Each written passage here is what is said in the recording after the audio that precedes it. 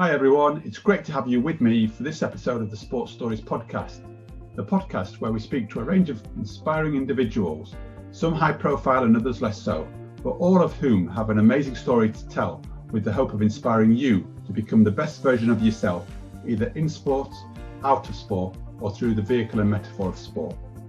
Over the past couple of episodes, we've had an insight into the world of Kevin Sinfield and Kath Bishop, both of whom have had an incredible impact through their involvement in sport and sharing their stories in a very humble and authentic way. Well, today, in episode 36, I'm so looking forward to speaking with Steve McCormack, currently Head of Welfare for Rugby League Cares, but also a very humble individual who has a huge amount of experience as a player, a club coach, and an international head coach. I'm so looking forward to speaking with Steve and hearing his insights from his humble beginnings as a player in Wigan right the way through to the impact and legacy he is leaving on the game of rugby league. If authentic leadership is one of your interests, then don't go away. You may also wish to link back Steve's insights to those of Kevin and Kath in previous episodes when considering what success means to you, what is performance, and what are the attributes you see as being non-negotiable in your life.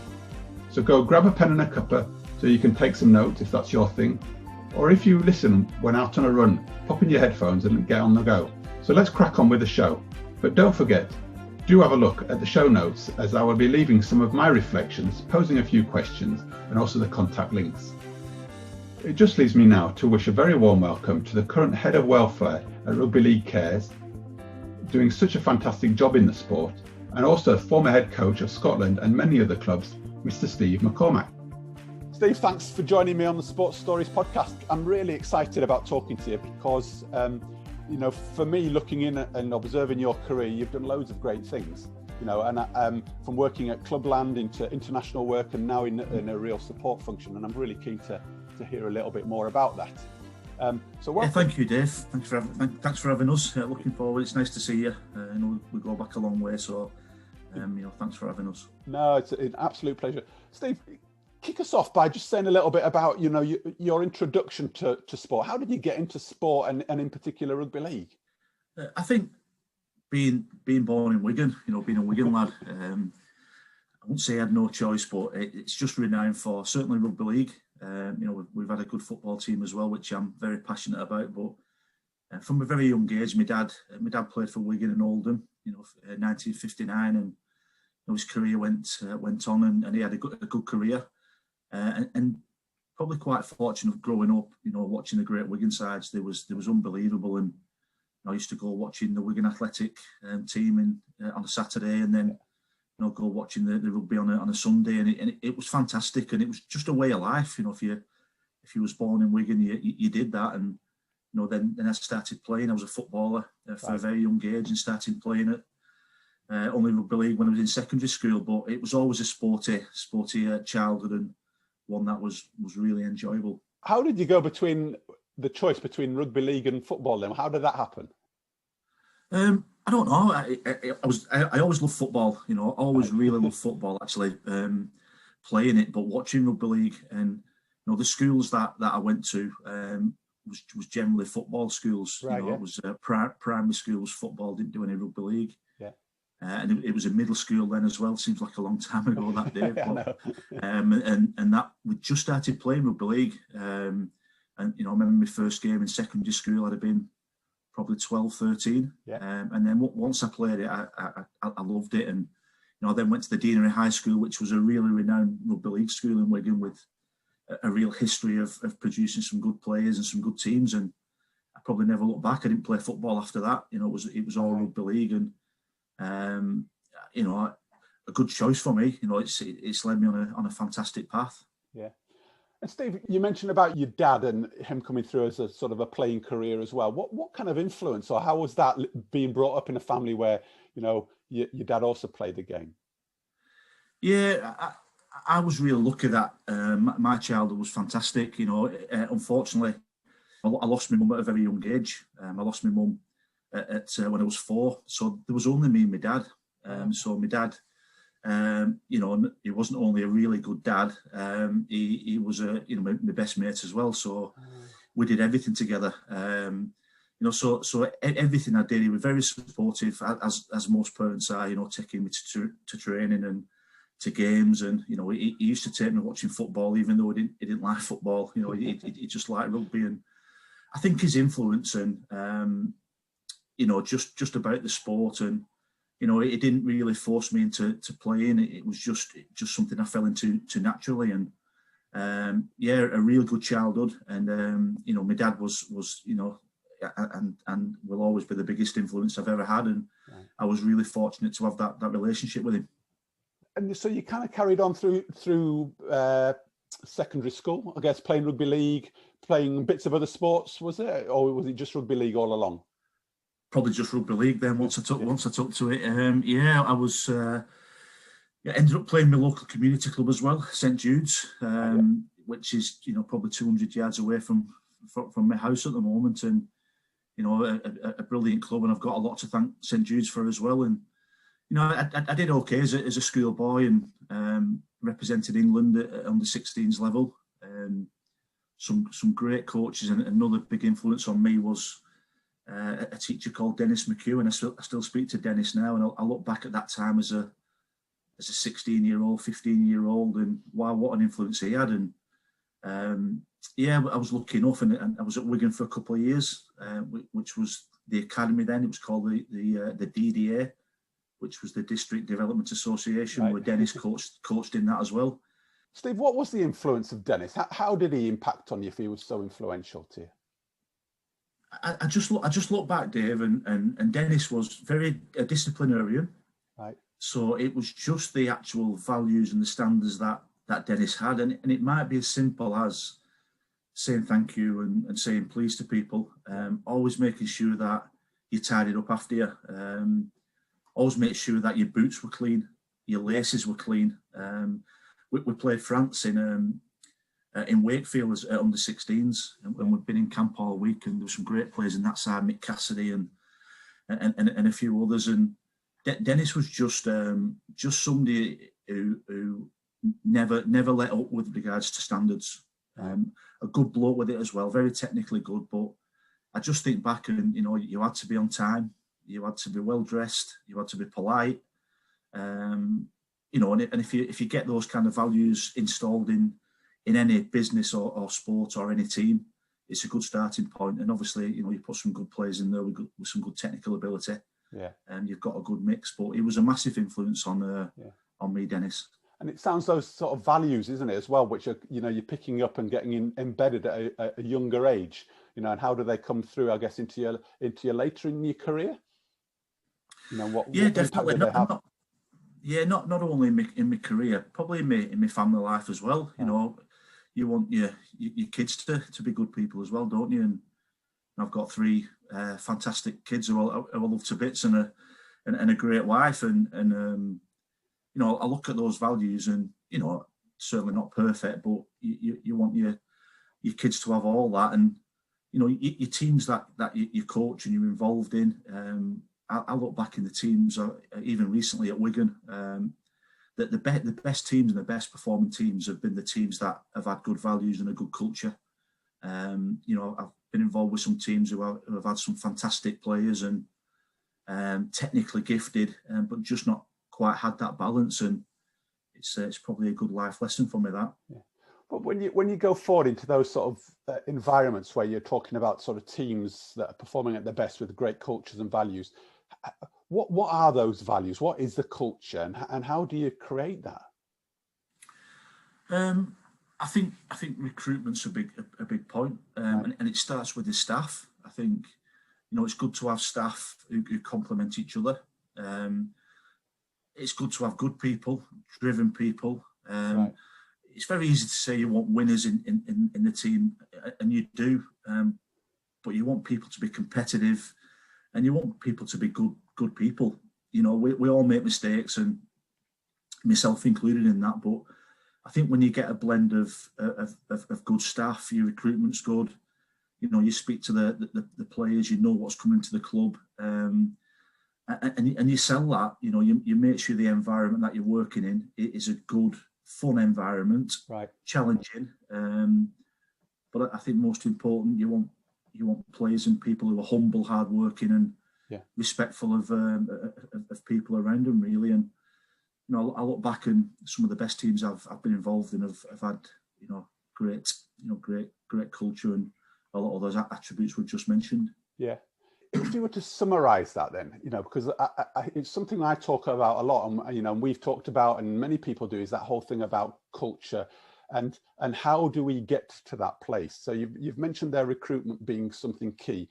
Are there any other ingredients that you would say that you really drive hard on to ensure that you either maintain that and build that within? Because I want to come back to all of the different teams that you've actually worked in, and I'm wondering, which would you say is the team that you've maybe have had the best culture, and why? I think there's been different challenges from a lot of different teams. I look at probably my more recent one when I was involved with Wigan with Sean Wayne. Unbelievable times with Sean, and one thing that Sean, and it took a number of years to do that. Was just make sure that the environment was always challenging. There was no let up at Wigan with regards to the players working hard, the players understanding the jobs, being really organised. And that's the big thing. The staff drove that. Sean drove that as a head coach, as a lead person. But Sean would also expect the kit man and everybody else, the chef at the club, to be exactly the same as well. So there was no perceived weak links or people that didn't buy into Sean's culture. Both on and off the field, it was just a really challenging but a fantastic place to work, and the results, really spoke for themselves. And there's a great thing there for me as you're painting the picture. It's not about what people were just saying, that they absolutely had to role model it themselves and live it, and demonstrate what the kind of the culture is. Is that fair? Yeah, 100%. And I think the players drive that as well. The players, it's all right. You see a lot of teams have, presentations and put values up on the board and posters up around the gym and stuff like that. But you have to live by these every day, not only in the training ground, but when you go into Tesco doing your shopping, and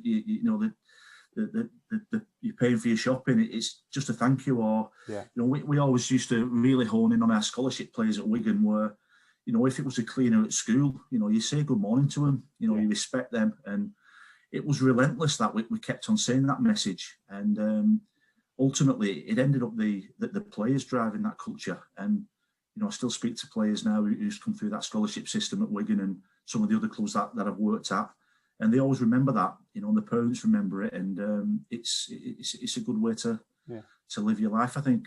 And Steve, is that something that people develop, and did you train that into people? So do you believe that there was a number of academy players that came in that maybe weren't living that way and that standard, and that they developed it, or do you have to have that within you when you first come in to the environment? I think it's a bit of both, definitely a bit of both, that Dave. I think we've all got some real good things inside us as well. From an academy point of view and a scholarship point of view, we've had some players what's come through systems, and even first team, playing international for Scotland, who have had some tough upbringing.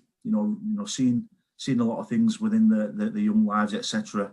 But they've all got good attributes, and there's a bit of both. It comes naturally to a lot of people, but also a lot of lads, had to work at it, and that's where the consistent message and the players living it every day, and the coaching staff being role models, hopefully, enabled them to put them on the right path. Yeah. Well, and I'm gonna be quite personal here to you in a sense of, you come across for me as being such a humble bloke. You've been in some really big clubs. You've left a real imprint on the world of rugby league. You've worked in the international arena, and yet very humble and kind of quite understated, actually. And I'm really curious about people that end up in really successful positions can be good blokes, and yet there's a tension, isn't there, often out in the world there, that to be successful, you need to be quite nasty, quite self-centered, quite selfish, and very hard.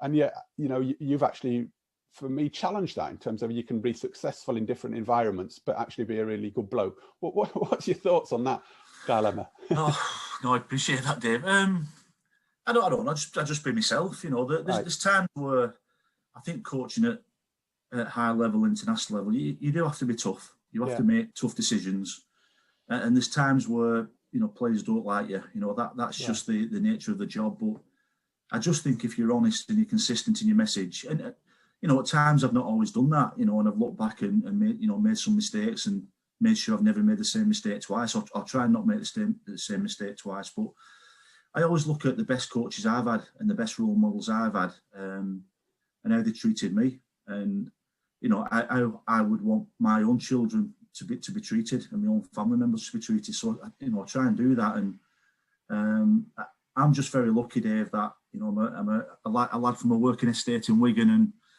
and you know, the game has taken me to places, unbelievable places. You know, World Cups and European Championships, and you know, every corner of the world. And I've been really lucky to be able to do that, and you know, it's something that I never ever take for granted. But Steve, when you say lucky, you know, some people might say, well, you know, you make your own luck. How have you become lucky then, do you think? What is it that you've brought to your life and your career and your environment that's made you lucky? Because again, that might be really helpful to some guys listening in, is they want to be as lucky as you. It's a tough question, isn't it? I think it's just making sure that networking's been a good part, something that I wasn't really good at early on in my career. You know, it's just being around good people and you know, probably getting out of my comfort zone quite a bit. And I got out of my comfort zone at an early age. You know, I was really inquisitive. You know, I read a lot. Spoke to a lot of people. You know, just watched a lot of games. You know, constantly watching a lot of games.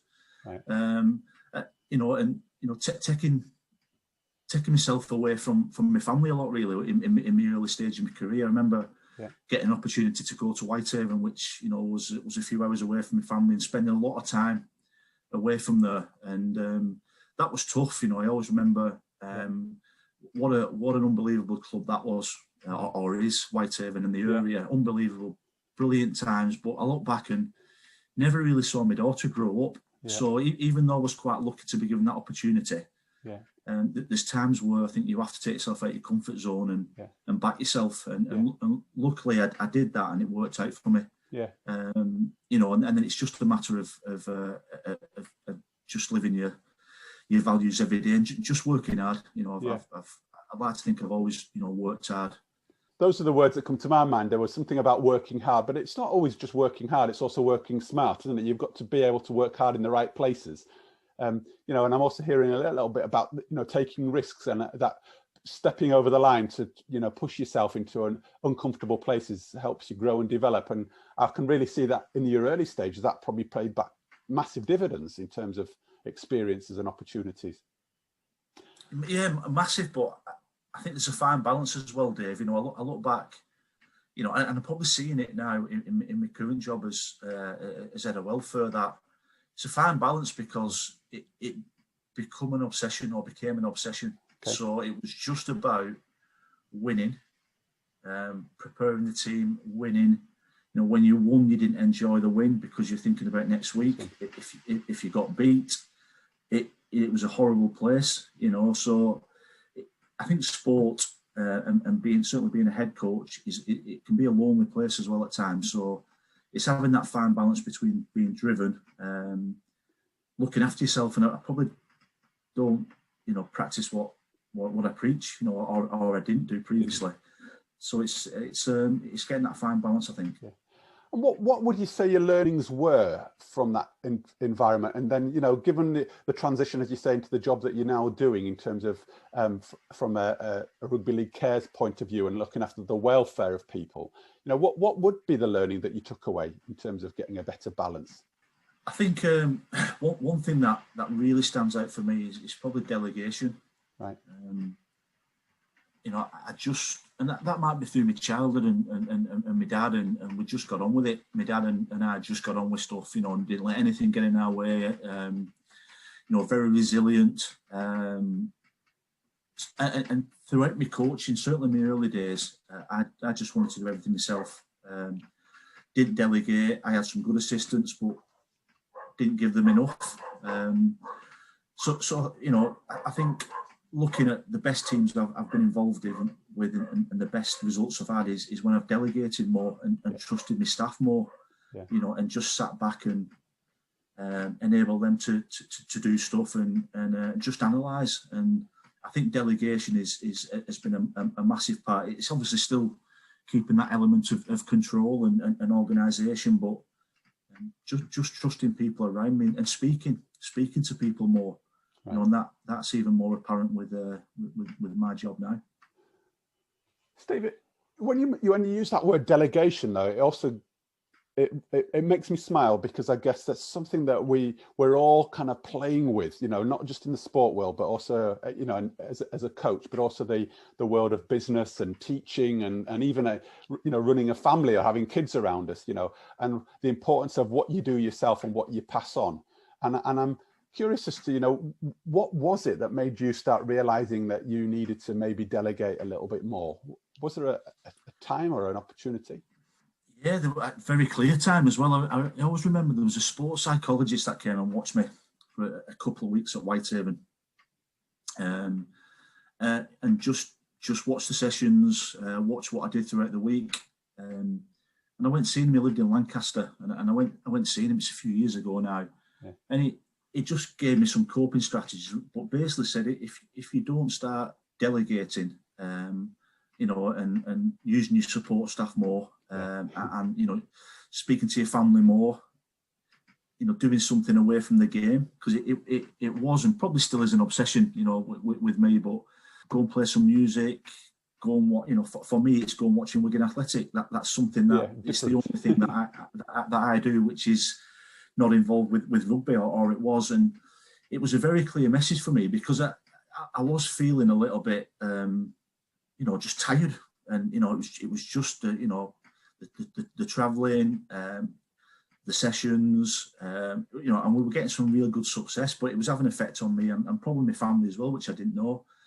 And to hear it from somebody else who was totally independent and I didn't really know, left a mark on me, that, and it's something I've always looked back at.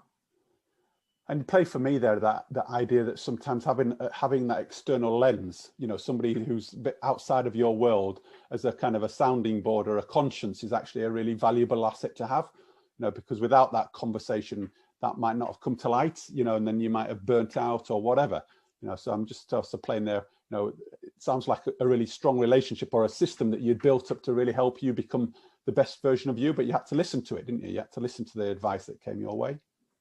And I think that's the toughest thing, Dave, that, you know, listening to somebody, right, speaking to somebody who you don't know. And, you know, we're very, can be very insular as people and very protective of ourselves and everything else around us. And I see that more now in my role now. You know, you look at, you know, people who pick a phone up and speak to us or I meet who are, we know about each other through our careers, but it's very easy to speak to somebody sometimes who was you know, totally impartial and you know, confidential points of view, and you know, it's just somebody to listen to, and that's what I did, and you know, it certainly made an impact on me during my time at Whitehaven.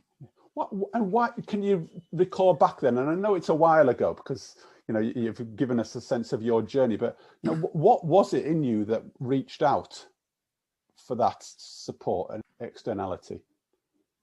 You know, it wasn't me what reached out, Dave. It was somebody. Somebody suggested it. Right. It was a businessman in Whitehaven who had his own business at doing some contracting work at Sellafield. Yeah. Massive fan of Whitehaven. Was at every training session, every game. Yeah.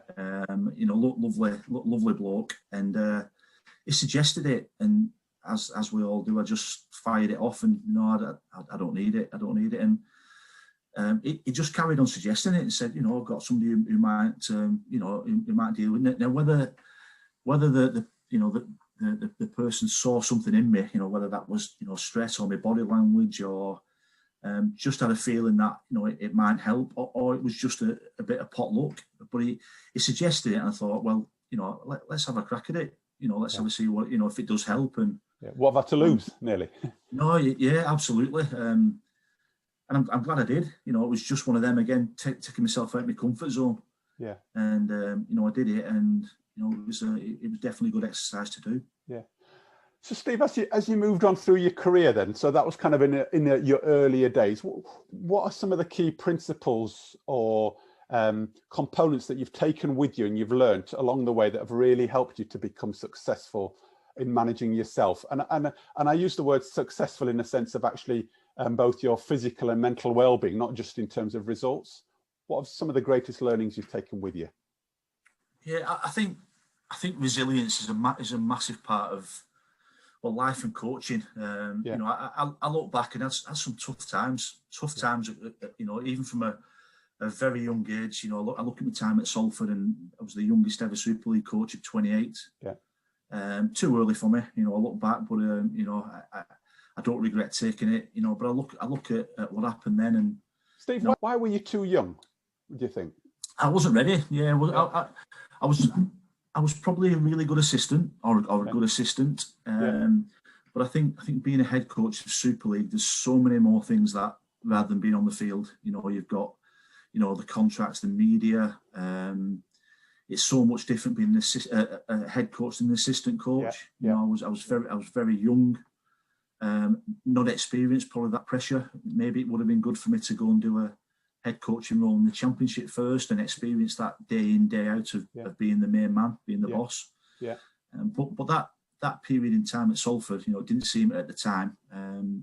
But that really stood me in good stead. You know, that resilience and that pressure, that pressure cookie under week in, week out with everything. I look back, and that it was a tough time, but it's the best thing that ever happened to me with regards to probably learning and being able to cope with whatever was chucked at me, you know, the future after that. Yeah. When you say resilience, what do you mean by that? Because I know it's a term that we can use quite broadly.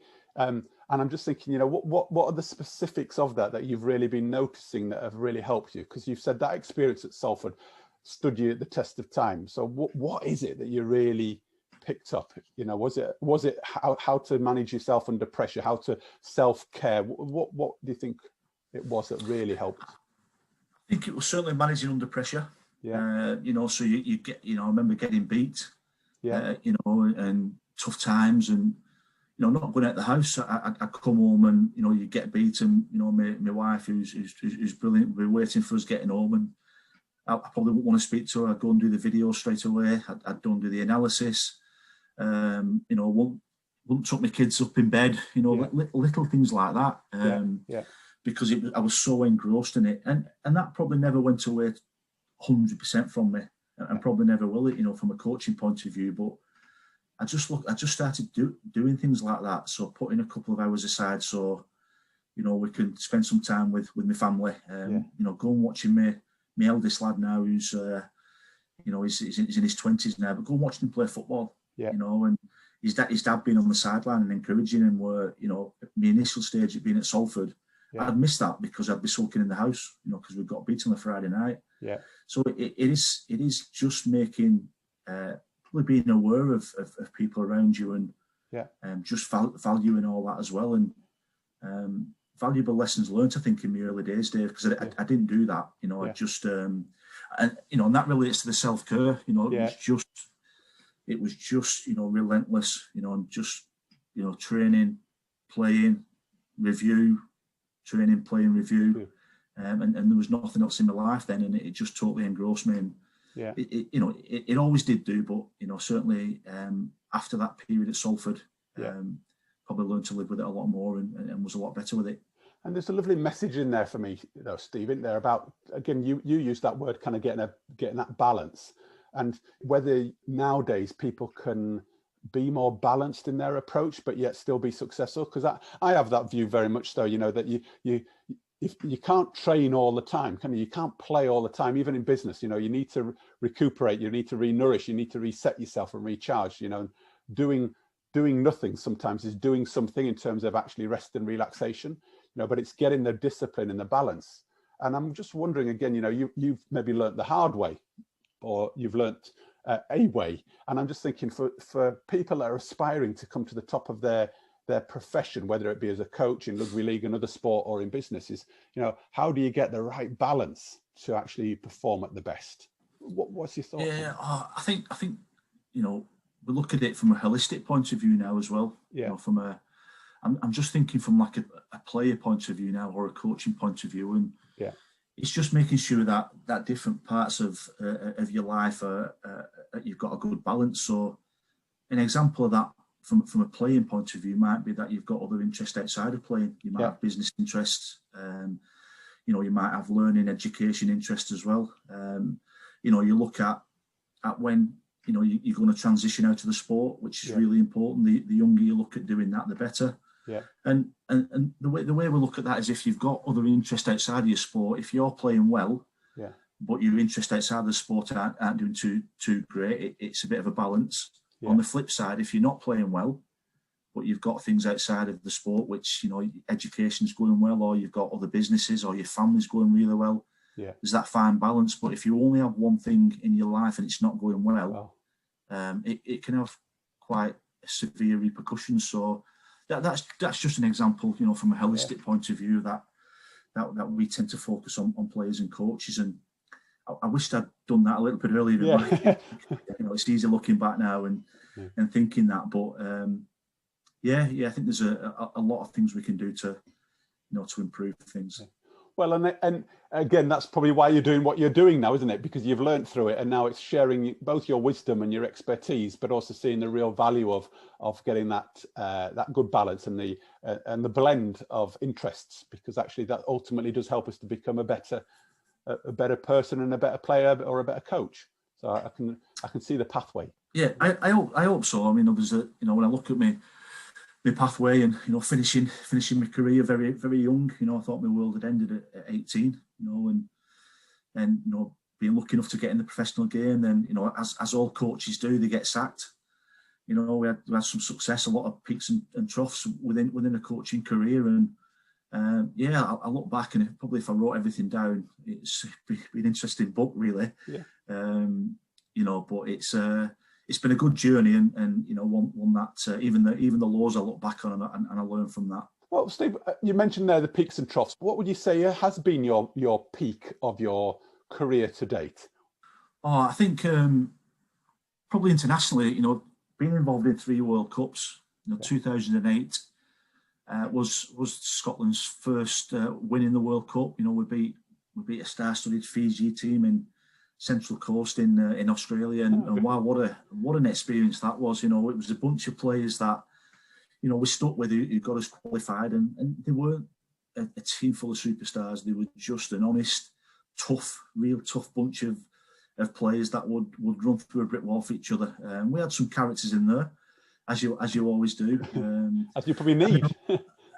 Absolutely, yeah. Certainly some of the characters are obviously your best players at times as well, and that journey with Scotland, 2013, we got through to the quarter final. We won our group, and then 2017 in Australia. So the 3 World Cups, and I think one of the highs was obviously the 4 Nations for us. Everybody wrote us off. We won the European Championship 2015, and then we played against Australia, England, and New Zealand in the 4 Nations, and everybody completely wrote us off. And Australia beat us in the first game. We did quite well against England second game, but we'd improved, and then we drew against New Zealand, which for some you'd think, it's only a draw. Disappointed we didn't win, but considering the 2 teams, it was absolutely unbelievable. So to see the journey that we came through as staff and as players in that Scotland team was unbelievable. Amazing journey, isn't it? And for the journey you've been on as well, and being with the role and the job for so long, must have been incredible to be part of. It was, yeah. And even my club career, Dave. I look at I mentioned Whitehaven quite a bit, and we won the league in that year. The first ever trophy, and even a great club like Swinton. I took over at Swinton 2011, and fantastic history to that club. They finished, I think, bottom 3, bottom 4 year after we won the competition. And it was just setting them standards right from word go. And I look at that journey, and the players, and the board and everybody, the supporters of a great club, and they'd struggled for a number of years, but that year 2011 was unbelievable. We played at the Willows and won the league, and I think just to see the the smiles on everybody's faces and everything at the end of the year was a massive achievement. And Steve, you've worked at a number of different clubs. You've worked both at club and international level here, and I'm kind of curious as to the model or the approach that you've taken. And is it different, or do you feel like actually when you came into each of those clubs, you kind of had the same model or principles, in terms of actually, I need to start here and embed a culture and grow it and stick with it? Or did you feel like you had to take a very different approach or all across? Because again, I'm also thinking for the listeners that are sort of tuning in, thinking about their environments, and what is it that you pick up and grow to try and make a performance environment? I think whatever role you go into is you keep your own principles. You've got to keep that humble, that hardworking, that are non-negotiable. So right. I think going into clubs as a coach and what you want from your players and your environment, they always stay the same. I look back at some of the clubs that I've coached, and I've probably had to do things at a different pace at different clubs. Right, yeah. So some clubs I've gone in and I've had to absolutely start from scratch, building that environment and building that culture and basically putting a bomb under it and restarting everything.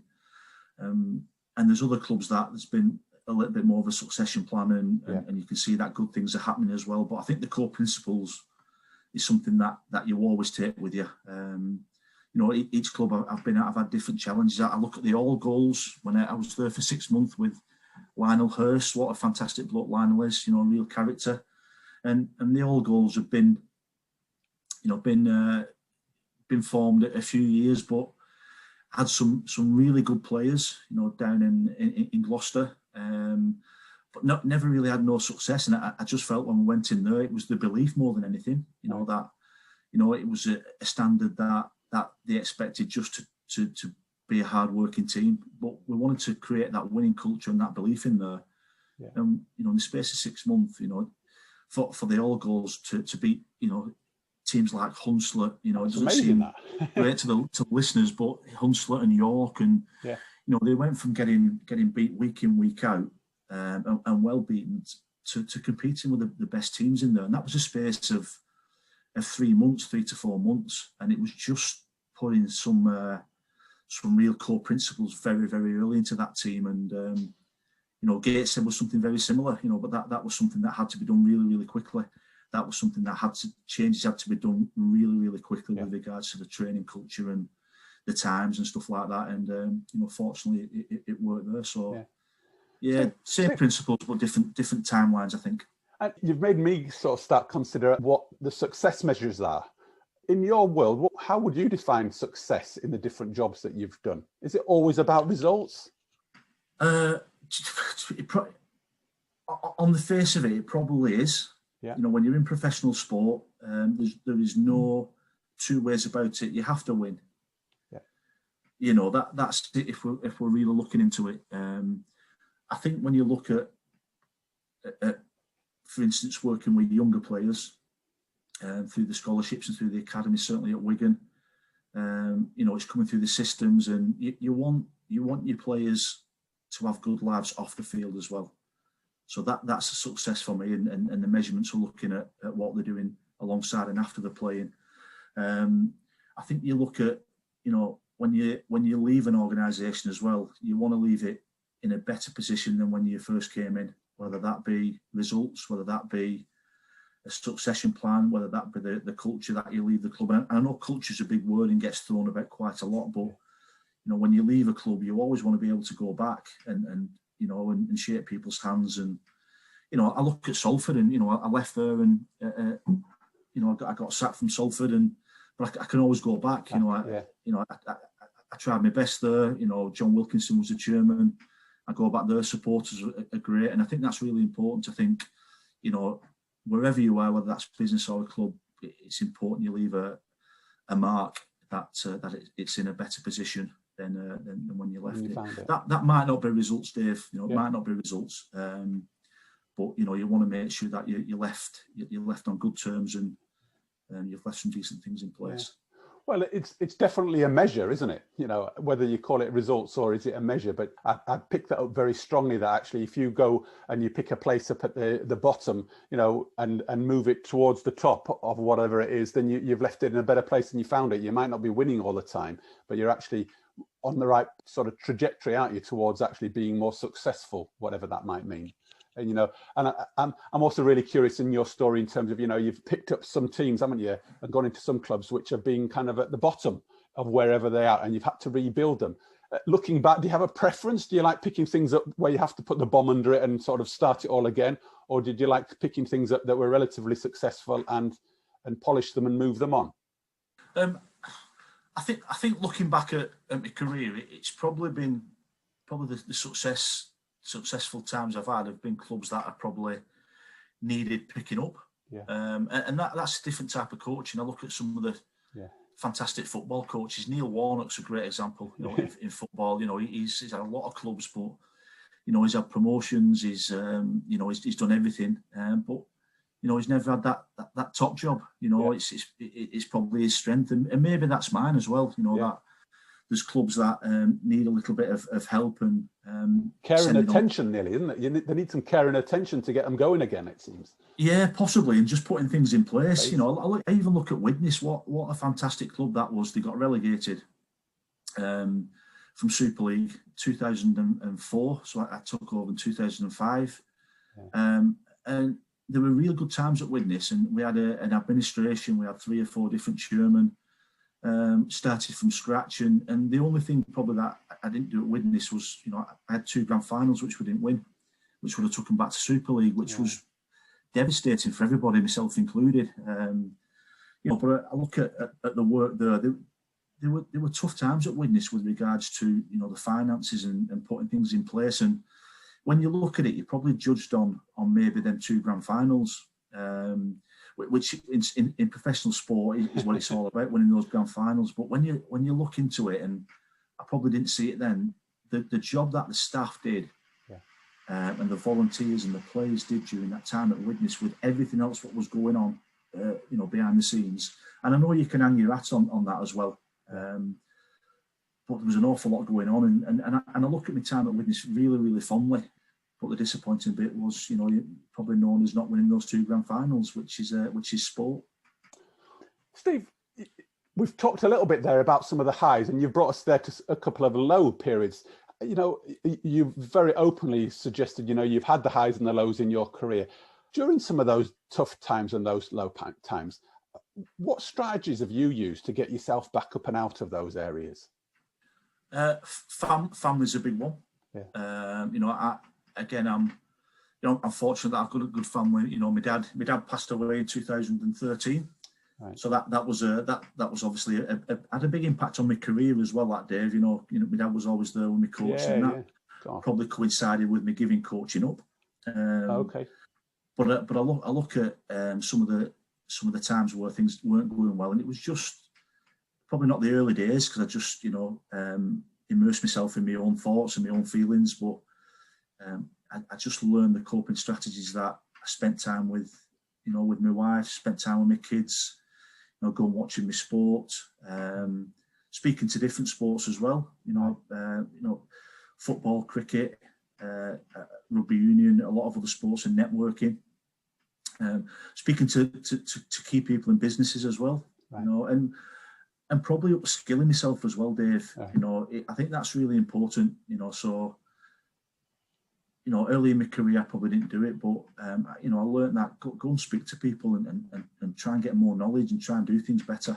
You know, look at, you know, I remember speaking to a couple of people who were heavily involved in the Red Arrows, right. Which unbelievable. You know, if you think about the preparation and what they have to do to even start the aircraft up, never mind I know what they're doing up there. It's unbelievable, and it's a millisecond. The lives depend on that. So I remember speaking to quite a few people involved in that organisation just regarding their preparation and how they deal with pressure, and it was really fascinating. And it was just getting out of my comfort zone and probably speaking to people, but probably immersing myself a bit more in my family. I've learned to do that, and that's been a good coping strategy for me. Yeah. Just hearing your story there about looking into other environments, and I love that, because I think there is so much sort of gold out there, isn't there, if we go and find it, that we can bring back in.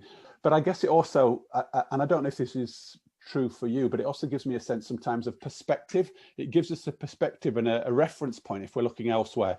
When you're saying there, the red arrows, if they do something wrong, it's life or death, isn't it? Whereas actually, when we're doing what we're doing, they might feel like they're life or death situations, but they're not. So they're actually, if we've lost a big game, it's not life or death. It feels important, but it just can ground us a little bit. And I don't know, that's the sense that I get from when you're talking about looking around and seeing what else is going on in the world. Yeah.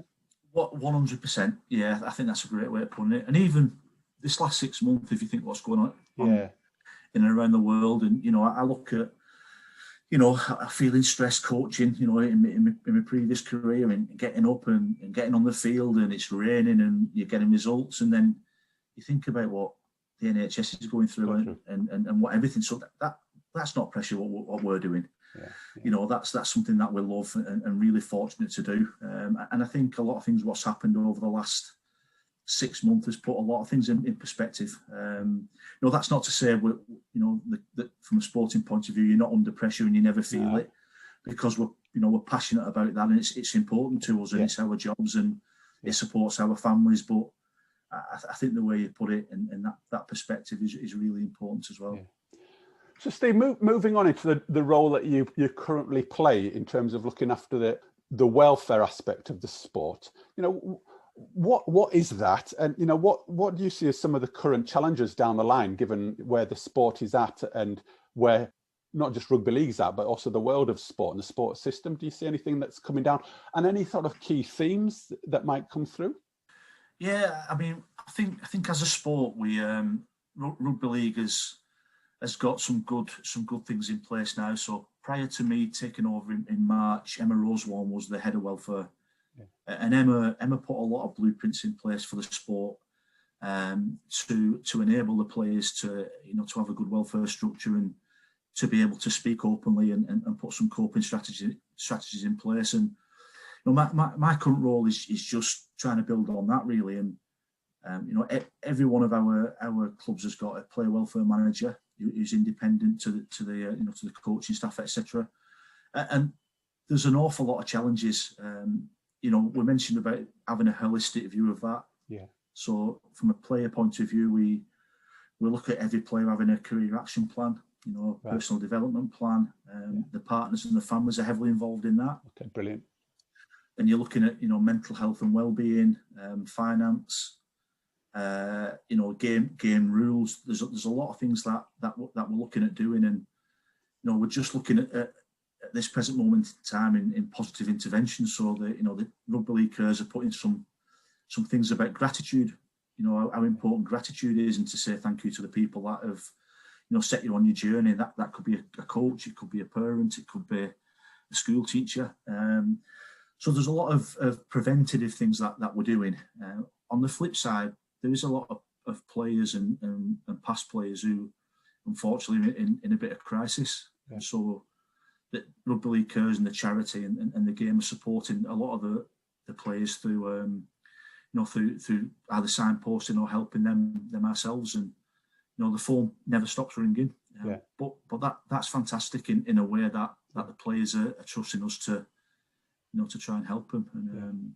And I think probably 4 or 5 years ago that wasn't the case. Yeah. Well, things have moved on a huge amount over the last 4 or 5 years, and the role that you do play both personally and as a unit is incredible, isn't it? Because we do know that people that are better supported can also perform and be better people in their own lives and in their families, which is something that I've picked up in the work that I do in the sport world, is that actually it's not just what we're doing out on the field or on the tennis court or wherever. It's actually how we turn up in our whole life and how we exist within our family. And if we can get the right balance through all of that with the right support mechanisms, then we can help families, units, clubs, and society and communities improve on what they do. So keep up the good work there, Steve. In terms of helping out, another way you could help out here is I've got a few quick fire questions which I want to throw at you. Why I like this little section is just because we can give our listeners one or two little nuggets of guidance or tips which have maybe worked for you and they might work for them. Okay, so if I fire a few quick questions at you, see where we go. All right, so you mentioned a bit earlier on actually that in your earlier days you were, well, and still now you're very curious. Learning's been a real thread actually for me, but in terms of books or resources, is there any kind of key outstanding reference places, books that you would recommend to the listeners that have really helped you?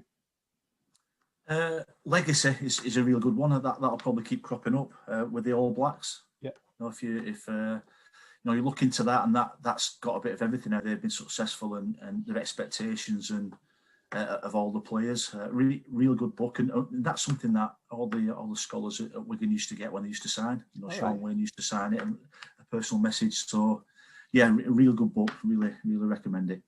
Great. Any others that come to your mind that have impacted on you? Do you know what? I like autobiographies. Okay. Yeah. So I really look at like coaches' journeys. Neil Warnock is a brilliant book. You look at Neil Warnock's book. I even remember reading in my younger days Stan Ternant, who was the manager at Burnley, and what a book that is. That's a few years old as well. That, and then the recent ones as well. I just like looking at personal journeys and personal experiences. So Keith Senior has got a good book out now. A lot of autobiographies and real life stuff is what I like reading. Steve, and why do you like reading those? What do they give to you and bring to you? Because that really plays to me in terms of the principles of the Sports Stories podcast. Actually, you're sharing your story, and I hope that other people get little bits from it. But what do you get from reading those autobiographies?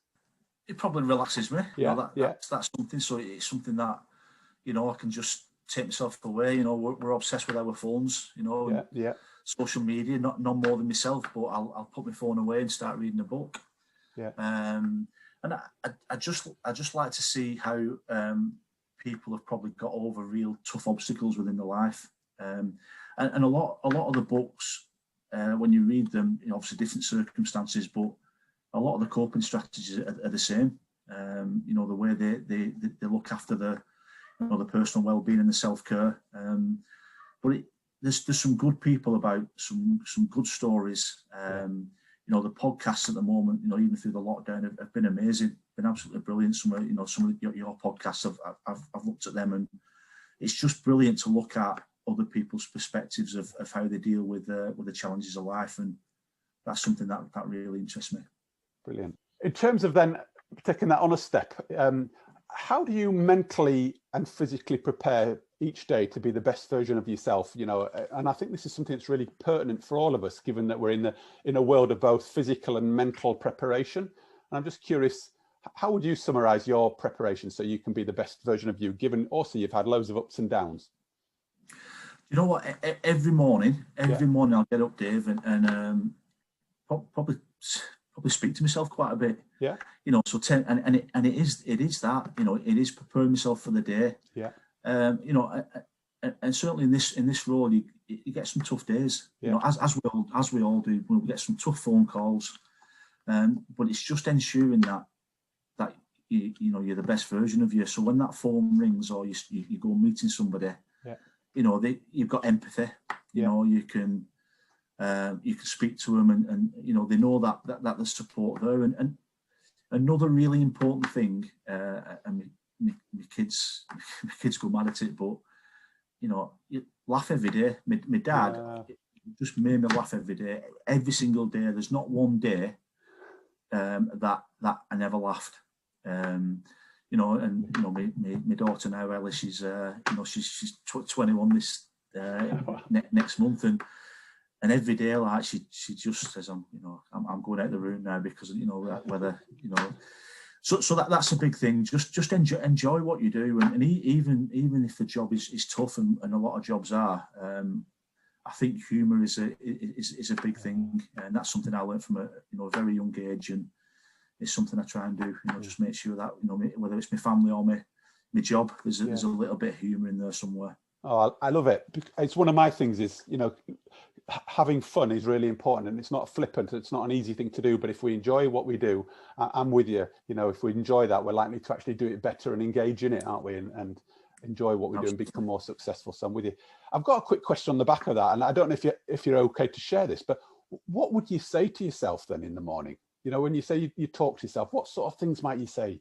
It is that, just be at your best.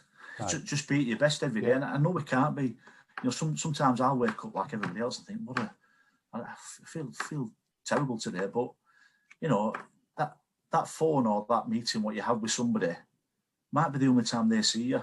You might be their only conversation or meeting that person's had for months, for weeks. So you've got to be at your best. You've got to be at your best. You've got to, be somebody that they can, they can chat to, or they can relate to. So that self-talk is and it sounds a bit corny, really, saying be at your best all the time, but I think it really is important. We all have bad days, but if you go anywhere, you just want to be at your best, and for people to see the best of you, even if you're not feeling great. If you're not feeling great, it's important to speak to somebody anyway. It is just make an impact. Just make sure you learn something every day. Whatever that may be.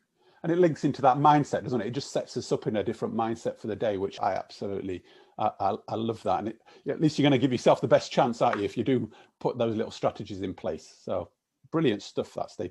In terms of you now, what advice might you give to a teenage version of yourself, given the fantastic journey that you've been on and the highs and the lows, but actually all the appreciation that you've actually shared along the podcast here? But what advice would you give yourself now if you were to be back then as a teenager? I think continuing working hard. I think choose wisely who you knock about with, your peers.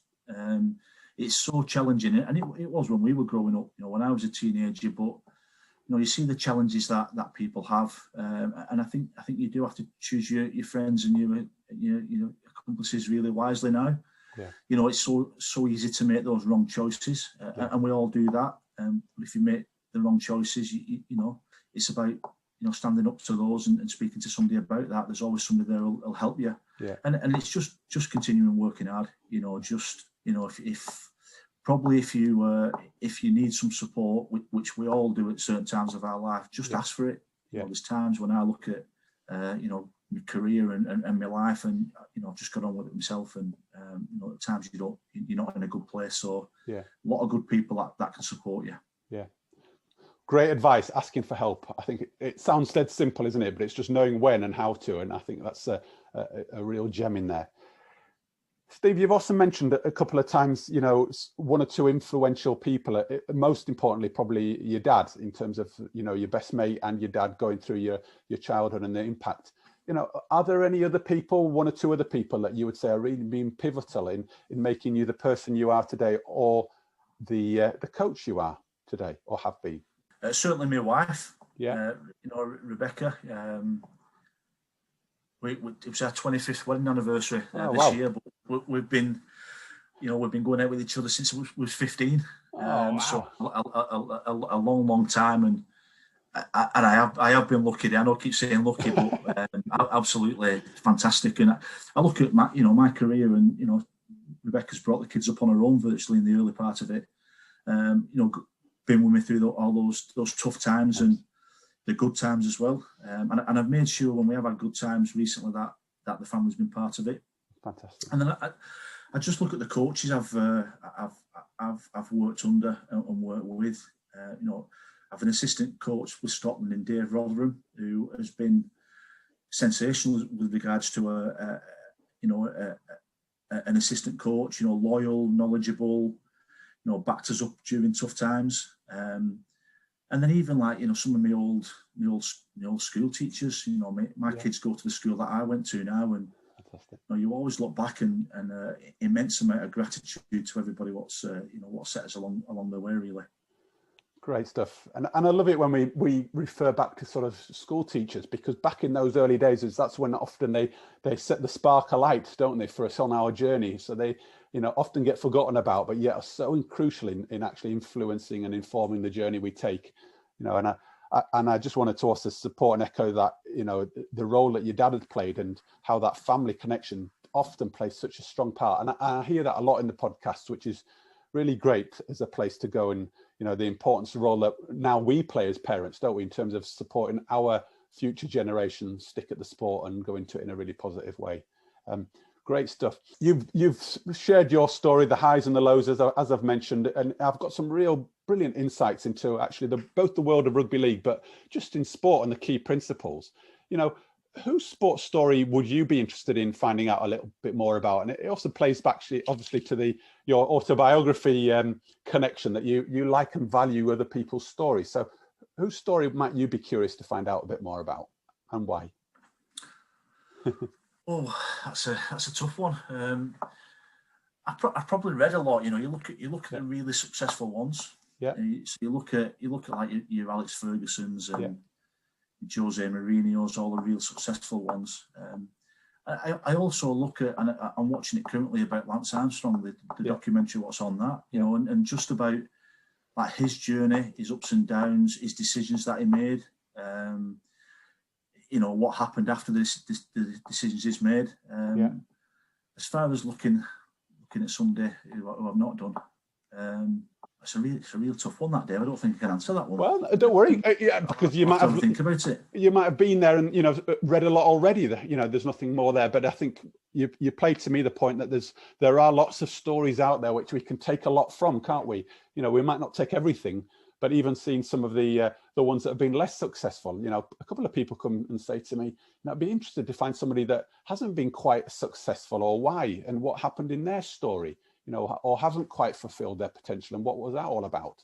So, no, Steve, don't feel you have to pull one out the bag just for me, but it's, you know, it's good. I'm sure there'll be loads. There is loads, and you know, I speak to a lot of sports people now, a lot of really successful sports people within our sport of rugby league, and you know, some of their journeys are unbelievable. You know, and some of the resilience they've shown and stuff. And is there anybody's journey who's you do know, who you might say, actually, I do know their story, but actually a lot of people get real value out of understanding and appreciating? There is, I think, you know, from a confidentiality point of view, it's a tough one, you know, to name those. You know, there's some players who we see, you know, play week in, week out for Super League and clubs, and you know, nobody will have a clue what they go through just to get on that field and perform like they do is unbelievable. So no, I appreciate that. I think it's a good question.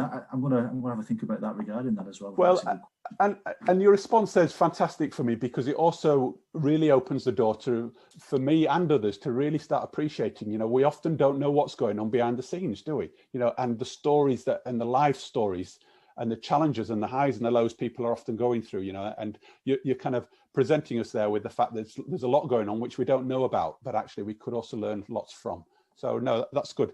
But come back to us, Steve. Eh? How about that? If one does come to you, look, I can't thank you enough. You know, you've been really open and honest about what's been going on in your family, you know, and how that's really influenced and impacted on you. And I'm really curious about that, because I think that's what makes us who we are.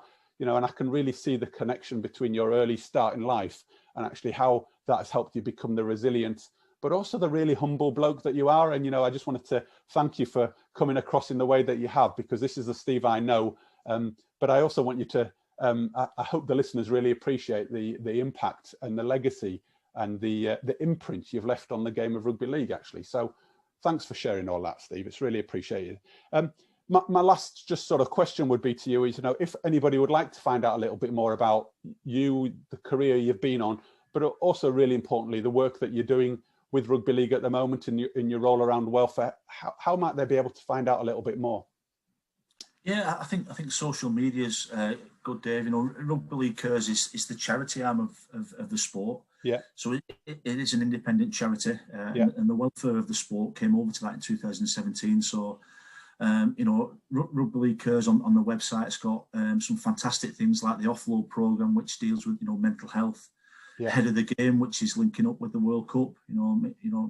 Ensuring that there's mental health programs going out. We've got a heritage project, for anybody who's interested in that. We've got a benevolent fund as well. So the benevolent fund, there's been some high profile cases, unfortunately, over the last few months. Mossy Massoy is a great example, who's doing unbelievable. What an inspirational story, Mossy. So that's part of the charity as well. So it's just looking on the website and looking on social media, and over the next few weeks and months, we've got some good things going out. Hopefully that'll make an impact on a lot of people.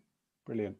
Well, just hearing those sort of programs and initiatives that you're running there, it really does show that Rugby League does care, and you really are putting some real good support mechanisms and interventions in place. So keep up the great work, and thanks for that. And what I'll do, Steve, is make sure that those details are shared on the podcast show notes. So should anybody wish to sort of get in touch or find out a little bit more, then the details will be there. But on that note, unless there's anything else for you to share, thanks ever so much again. I really appreciate your time. Keep up the good work, and hopefully we can come together again in a year or so's time, after the World Cup or whatever, as the world sort of moves on and we come out of this strange times that we're living in. But again, thanks, Steve. Keep in touch, and thanks again. Brilliant. Thanks for having us, Dave. Thank you. I so enjoyed speaking with Steve. He's such an easy person to speak with, listen to, and so humble in sharing his achievements and insights.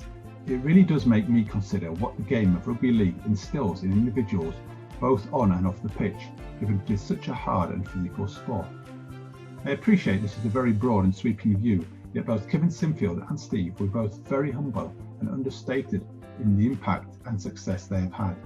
I draw the link to authenticity and how their foundational non-negotiable behaviours that were instilled in their early years in the sport of rugby league, as well as in very working class environments, were so solid. They were to be humble, hard-working, and genuinely honest to themselves and those around them.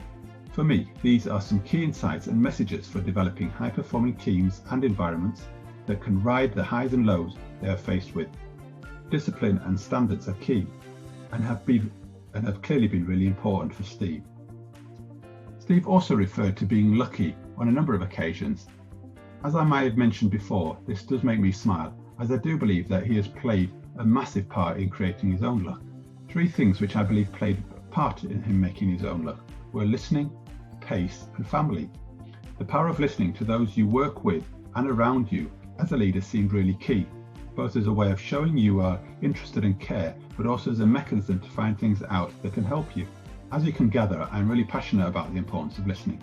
Steve also made reference to the speed and pace things changed around him, and by doing things correctly really helped manage expectations and in turn results and outcomes.